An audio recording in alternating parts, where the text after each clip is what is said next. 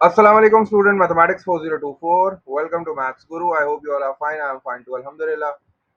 In this video we will solve a question from exercise 9b. This is question number 14. The book is D3 and the topic is further trigonometry और further trigonometry में भी जो bearing वाला part है ना उसका ये question है.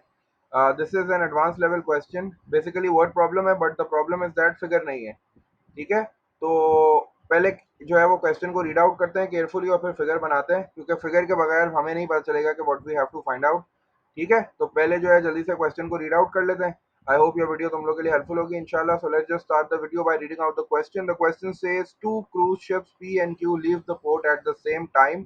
हमारे पास दो शिप्स हैं, ठीक है, एक शिप पी है हमारे पास और एक शिप जो है वो क्यू है, और दोनों के दोनों जो है वो पोर्ट को लीव कर रहे हैं एट द सेम टाइम। तो मैंने सबसे पहले ये किया कि मैंने एक पॉइंट बना दिया, this is my port.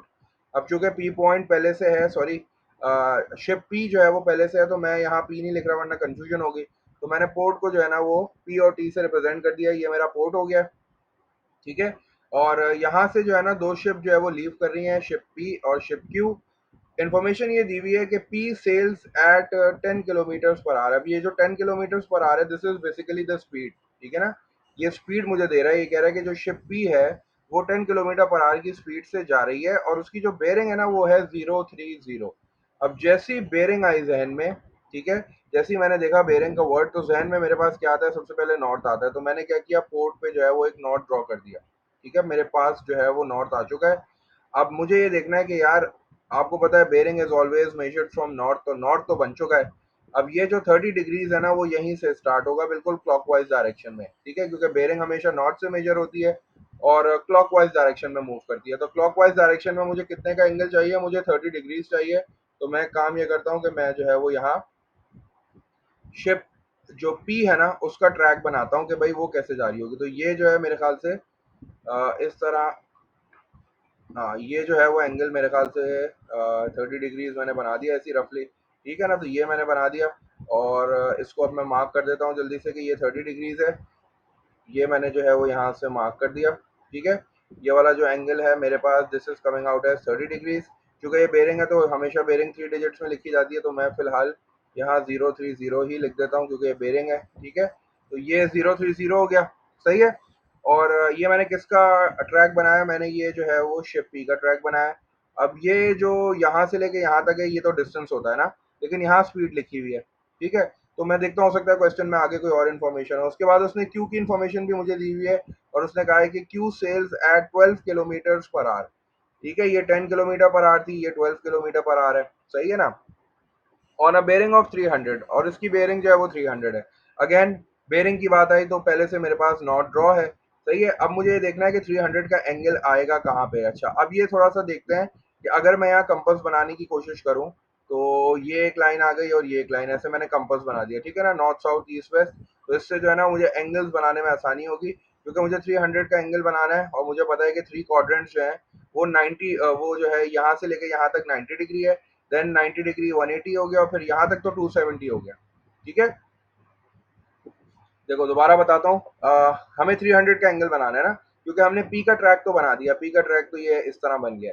Now we have to draw the track of ship Q. तो शिप क्यू जो है वो 12 किलोमीटर पर आवर की स्पीड से जा रही है। तो स्पीड तो अभी फिलहाल मैं स्पीड तो नहीं जो है उसकी टेंशन ले रहा, मैं सिर्फ बेरिंग की टेंशन ले रहा हूँ। ठीक है, बेरिंग जो है वो 300 है और आपको पता है बेरिंग हमेशा नॉर्थ से स्टार्ट होती है और क्लॉकवाइज डायरेक्शन में होती है। तो इसका मतलब है कि मुझे यहाँ से जो है ना वो 300 का एंगल बनाना है। तो यहाँ से यहाँ तक 90 हो गया, फिर मैंने 90 और ऐड किया तो यहाँ से यहाँ तक 180 हो गया पूरा, और फिर और 90 ऐड करूंगा तो ये 270 हो गया। लेकिन मुझे 270 नहीं, मुझे 30 और जाना है, 30 और जाना है। तो इसका मतलब है कि मैं जो है वो अंदाजे से एक और लाइन बना सकता हूँ। मैंने जो है वो यहाँ से स्टार्ट की, ठीक है, और इस तरह करके जो है वो मैंने ये तकरीबन जो है मैंने एक लाइन और बना दी इस तरह, सही है ना। ठीक है, अब मैं जल्दी से जो है वो इसका एंगल लिख देता हूँ। चूंकि ये 300 है, अब 300 कहाँ से है, नॉर्थ से है, क्लॉकवाइज डायरेक्शन में। तो मैं यहाँ से जो है वो उसको मार्क करता हूँ, मैं यहाँ से चलना शुरू हुआ हूँ। ठीक है, और मैं यूँ घूमता हुआ आया हूँ, यहाँ तक 270 आ गया और मुझे और आगे जो है चूंकि 300 बनाना था तो मैंने जो है वो ये बना दिया, सही है। तो इसका मतलब ये समझ लो कि ये वाला जो एंगल है ना वो 30 हो गया, और ये जो थ्री क्वाड्रेंट्स हो गए ना, ये थ्री क्वाड्रेंट्स हो गए 270। ठीक है ना, 90 plus 90 plus 90 will give me 270, तो चूंकि मुझे 300 का बनाना था और बेरिंग थी, तो बेरिंग हमेशा नॉर्थ से स्टार्ट होती है, तो ये 90 हो गया, और फिर मैंने और आ गया है तो 90 और हो गया, 90 प्लस 90 180 हो गया, और 180 में 90 और ऐड किया तो 270 हो गया। चूंकि 300 की बेरिंग थी तो 30 मुझे और बनाना पड़ा, ठीक है। तो ये 30 हो गया इसका मतलब। तो मैं एक चीज और फाइंड कर सकता हूँ, वो क्या, क्योंकि ये भी तो क्वाड्रेंट 90 डिग्री होता है ना पूरा। अगर ये 30 है तो ये वाला पार्ट कितना होगा यहाँ से लेके यहाँ तक, तो ये वाला पार्ट कितना हो जाएगा, ये हो जाएगा 90 माइनस 30, मतलब ये 60 डिग्रीज हो जाएगा।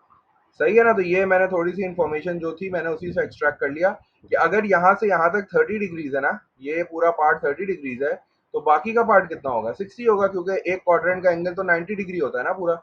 तो 30 हो गया, तो 90 माइनस 30 किया तो 60 हो गया, तो मुझे ये वाला एंगल भी पता चल गया। तो अब ये मैंने किसका ट्रैक बनाया, ये मैंने ट्रैक बनाया है शिप क्यू का। सही है। अच्छा, अब आगे कह रहा है कि फाइंड देयर डिस्टेंस, आप दोनों का डिस्टेंस फाइंड करो कि वो कितना दूर होंगे, ठीक है। और बेरिंग भी फाइंड करनी है। बेरिंग किसकी फाइंड करनी है, we have to find the bearing of P from Q. और टाइम कितना दे रहा है, टाइम दे रहा है 2 घंटे। टाइम इसलिए दे रहा है क्योंकि तुम ताकि ये स्पीड को डिस्टेंस में कन्वर्ट कर लो। अब देखो, शिप पी के बारे में इंफॉर्मेशन थी 10 किलोमीटर पर आवर, 1 घंटे में वो 10 किलोमीटर का डिस्टेंस तय कर रही है। हमारे पास कितने घंटे हैं, हमारे पास 2 घंटे हैं। तो अगर 1 घंटे में 10 किलोमीटर हो रहा है तो 2 घंटे में कितना हो जाएगा, 20 किलोमीटर हो जाएगा। तो यहाँ मैं क्या लिख दूंगा, मैं यहाँ 20 किलोमीटर लिख दूंगा, ठीक है। और फिर अब शिप क्यू की बात कर लेते हैं जल्दी से। तो शिप क्यू के बारे में कह रहा है the speed is 12 kilometre per our, और चूंकि वो भी 2 घंटे की है तो 1 घंटे में 12 हो गया, अगले घंटे में फिर 12 हो जाएगा, तो 12 और 12 मेरे पास हो जाएगा 24 किलोमीटर। तो ये जो है रिक्वायर्ड मेरे पास दोनों का डिस्टेंस आ गया। अब मुझे जो है वो I have to find out the distance, मुझे दोनों का डिस्टेंस फाइंड आउट करना है। दोनों के बीच में कितना डिस्टेंस है, मतलब पी और क्यू का मुझे डिस्टेंस जो है वो फाइंड आउट करना है। ये डिस्टेंस कितना आ रहा है, ठीक है, क्वेश्चन मार्क लगा देता हूँ उस पर। और मुझे बेरिंग भी फाइंड करनी है पी फ्रॉम क्यू। तो पहले काम ये कर लेता हूँ कि पहले जो है मैं थोड़ा सा और अच्छी तरीके से जो है वो फिगर अपनी बनाता हूँ, और फिर मैं देखता हूँ कि क्या फाइंड आउट करना है। पहले थोड़ी रफ सी फिगर बना ली मैंने, क्योंकि ये तो थोड़ी एक्यूरेट फिगर बना दी है ना मैंने। अब थोड़ी सी रफ बनाता हूँ ताकि मुझे पता चले मुझे करना क्या है। मुझे ये वाला डिस्टेंस जो है वो फाइंड आउट करना है, ठीक है। ये हो गया P and this is Q, और ये जो है वो पोर्ट हो गया। सही है। दिस डिस्टेंस पोर्ट से लेके पी तक का जो डिस्टेंस है वो 20 आ गया, और ये वाला 20 किलोमीटर, ये हो गया 24 किलोमीटर। और अगर मैं ये वाला एंगल देखूँ ना यहाँ से यहाँ तक, तो ये बेसिकली 90 डिग्री बन रहा है। कैसे, ये है 30 और ये है 60, तो 30 और 60 कितना हो जाएगा, 90। और मुझे ये वाला पार्ट फाइंड आउट करना है। तो since this is a right angle triangle, और मुझे राइट एंगल ट्राइंगल में हाइपोटेन्यूज फाइंड करना है, तो हाइपोटेन्यूज फाइंड आउट करने के लिए मैं जो है वो डायरेक्ट पाइथागोरस थ्योरम लगा देता हूँ। पाइथागोरस थ्योरम में I have to find out P Q. P Q basically distance है दोनों शिप्स का, है ना।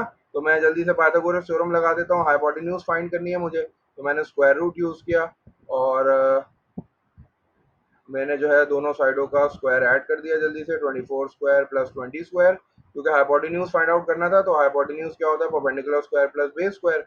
तो इनमें से एक साइड को परपेंडिकुलर ले लो, एक को बेस ले लो। जल्दी से कैलकुलेटर यूज कर लो, स्क्वायर रूट निकालो, मुझे बताओ what is the distance of P Q. दोनों शिफ्ट जो है वो 2 घंटे के बाद कितना दूर है। तो स्क्वायर रूट प्रेस किया, स्क्वायर रूट के बाद लिखा 24, उसका स्क्वायर प्लस 20 और उसका स्क्वायर किया इक्वल्स टू, तो दबाया, तो मेरे पास जो आंसर आ रहा है that is coming out as 31.24, ठीक है। तो इसका मतलब ये हो गया कि 2 घंटे के बाद दोनों शिप्स का जो डिस्टेंस है दैट इज 31.24 किलोमीटर, ठीक है। तो ये जो है मेरे पास फर्स्ट पार्ट का आंसर आ गया। बल्कि इसके दो पार्ट्स हैं ना, समझो, एक में डिस्टेंस निकालना है। तो ये 24 किलोमीटर हो गया, ये फर्स्ट पार्ट हो गया जिसमें मुझे दोनों शिप्स का डिस्टेंस निकालना था 2 घंटे के बाद। और सेकंड पार्ट में मुझसे क्या कह रहा है, सेकंड पार्ट में I have to find the bearing of P from Q. From Q का क्या मतलब हो गया भाई, कि मेरा जो नॉर्थ होगा that will be on Q, क्योंकि फ्रॉम है ना, तो फ्रॉम के बाद लेटर है क्यू, तो इसका मतलब है कि मुझे जो है वो यहाँ पे नॉर्थ बनाना है, दिस इज माई नॉर्थ। और मुझे ये वाला एंगल, अब मैं क्लॉकवाइज जाऊंगा ना, तो मुझे ये वाला एंगल फाइंड आउट करना है, ये मुझे फाइंड आउट करना है, ठीक है। This is the bearing of P from Q. दोबारा बताता हूँ, पी फ्रॉम क्यू का मतलब है फ्रॉम के बाद है क्यू, तो उसका मतलब है कि मैंने नॉर्थ जो है वो क्यू पे बना दिया, ठीक है, ये मेरा नॉर्थ बन गया। और अब मैं क्लॉकवाइज आऊंगा कहाँ तक, लाइन पी क्यू तक, तो लाइन पी क्यू ये रही, तो ये वाला एंगल मुझे फाइंड आउट करना है, ठीक है। अच्छा, ये वाला एंगल फाइंड आउट करने के लिए मैं इसको थोड़ा सा और एक्सटेंड भी कर देता हूँ ना, ताकि मैं देखूं कि भाई मुझे पता क्या चल रहा है। अच्छा भाई, तो अब मैंने इसको एक्सटेंड किया, एक्सटेंड करने के बाद मैंने देखा कि यार ये भी जो है वो पैरेलल है, ये भी पैरेलल है, तो इसका मतलब है कि मुझे यहाँ जी बनता हुआ नजर आ रहा है, जी बनता हुआ नजर आ रहा है, ये देखो जी बन रहा है, यहाँ से जा रहा है, फिर यूं जा रहा है और यूं जा रहा है, तो इसका मतलब है अगर ये 60 डिग्री है तो डेफिनेटली ये वाला भी कितना होगा, ये वाला भी 60 डिग्रीज होगा। अब मुझे सिर्फ एक काम करना है, अगर मैं ट्राइंगल के अंदर का ये वाला एंगल फाइंड आउट कर लूँ तो मैं फिर 180 में से इन दोनों को सब्ट्रैक्ट कर लूंगा, तो मुझे ये ऊपर वाला एंगल मिल जाएगा, और यही मेरी बेरिंग है जो मुझे फाइंड आउट करनी है। क्या किया मैंने, देखो सबसे पहले मैंने देखा कि we have to find the bearing of P from Q, तो फ्रॉम के बाद था लेटर क्यू, तो फ्रॉम के बाद जो भी लेटर होता है उस पर नॉर्थ बनता है, तो मैंने नॉर्थ बना दिया। ठीक है, ये मेरा नॉर्थ हो गया क्यू पे, और उसके बाद मैंने क्लॉकवाइज डायरेक्शन में आना है, क्लॉकवाइज डायरेक्शन में कहाँ तक आना है, लाइन पी क्यू तक आना है। तो अब जब मैं क्लॉकवाइज मूव कर रहा हूँ तो लाइन पी क्यू ये आ गई, तो मुझे ये वाला एंगल जो है वो फाइंड आउट करना था। मैंने क्या किया, इस नॉट को थोड़ा सा नीचे एक्सटेंड कर दिया, तो ये पूरा 180 डिग्री बन जाता है। ठीक है ना, ये 180 बन गया। अब जब मैंने एक्सटेंड किया तो मैंने देखा कि यार ये भी नॉर्थ है, ठीक है, और ये भी नॉर्थ है, ये दोनों पैरेलल हैं, और ये लाइन जो है वो इन दोनों नॉट को जो है वो कट कर रही है, तो ये जी बन रहा है। ठीक है, तो ये ऑल्टरनेट एंगल्स होगा, ये 60 डिग्री है तो ये भी कितना होगा, 60 डिग्रीज। अगर मुझे ट्राइंगल का ये वाला एंगल, मतलब ये वाला एंगल अगर मुझे ट्राइंगल का पता चल जाए, ठीक है, अगर मैं ट्राइंगल का ये वाला एंगल फाइंड आउट कर लूँ तो मैं फिर 180 में से इन दोनों एंगल्स को सब्ट्रैक्ट करूंगा तो मुझे बेरिंग मिल जाएगी। तो मैं ये वाला एंगल बड़ी आसानी से फाइंड आउट कर सकता हूँ, क्योंकि ये राइट एंगल ट्राइंगल है, ये राइट एंगल ट्राइंगल है, इसको दोबारा ड्रॉ कर लेते हैं इस तरह। ठीक है, और राइट एंगल ट्राइंगल में एंगल्स फाइंड करना तो बहुत आसान होता है। ठीक है, ट्रिग्नोमेट्रिक रेशियोज यूज कर लेते हैं हम। तो ये मेरे पास पी हो गया, क्यू हो गया, मुझे ये वाला एंगल जो है वो फाइंड आउट करना है, ये मैंने क्वेश्चन मार्क लगा दिया। और ये वाला डिस्टेंस जो है दैट इज 24, और ये वाला जो है वो 20 है। ठीक है, तो और ये 90 डिग्री हो गया। इसका मतलब ये हो गया कि मेरे पास जो है वो अपोजिट साइड है, और मेरे पास जो है वो है एडजेसेंट साइड है। ठीक है, हाइपोटेन्यूज मेरे पास नहीं है, तो मैं क्या करता हूँ, 10 यूज कर लेता हूँ। ठीक है, तो मैंने यहाँ लिखा कि 10, और मुझे कौन सा एंगल फाइंड आउट करना है, I have to find angle Q. तो 10 Q is equals to opposite upon, so का टू होता है ना, टू मतलब ऑपोजिट, ऑपोजिट कितना हो गया 20, और ऑपोजिट अपॉन एडजेसेंट हो गया। अब जल्दी से कैलकुलेटर यूज कर लेते हैं, since I have to find the value of angle Q, तो 10 को शिफ्ट कर लेंगे दूसरी साइड पे।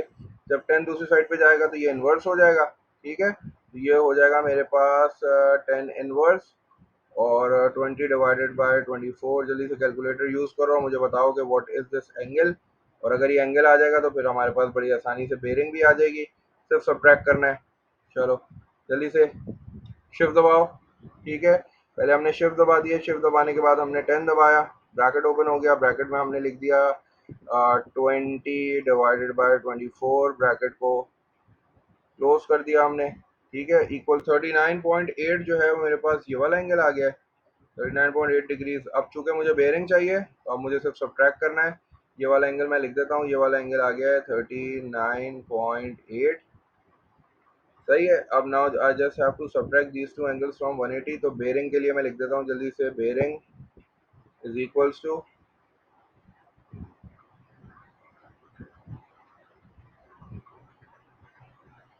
क्योंकि ये स्ट्रेट लाइन एंगल 180 होता है तो मैंने 180 में से इन दोनों एंगल्स को सब्ट्रैक्ट कर देना है। तो 180 माइनस 39.8, और फिर माइनस 60, तो मेरे पास जो आंसर आएगा दैट विल बी 80.2 आ रहा है। क्योंकि ये बेरिंग है तो इसका मतलब ये हो गया कि मुझे इसको 3 डिजिट्स में लिखना पड़ेगा, तो 080.2 is my final answer. Bearing भी आ गई और डिस्टेंस भी आ गया। ठीक है, यही दो चीज़ें फाइंड आउट करनी थी। बस ये, अगर थोड़ा सा फिगर को केयरफुली बना लो, फिगर बन जाती है तो उसके बाद सारी चीज़ें बाकी आसानी होती हैं। तो आई होप ये तुम लोग के लिए क्वेश्चन हेल्पफुल होगा। बाकी और कोई क्वेश्चन अगर मुझसे सॉल्व करवाना हो तो लाजमी कमेंट बॉक्स यूज़ करो, उसमें लिख देना कि सर ये वाले क्वेश्चन का सोल्यूशन शेयर कर दें, तो मैं इंशाल्लाह तुम्हें डिटेल एक्सप्लेनेशन के साथ सोल्यूशन शेयर कर दूंगा। अंटिल देन टेक केयर, अल्लाह हाफिज़।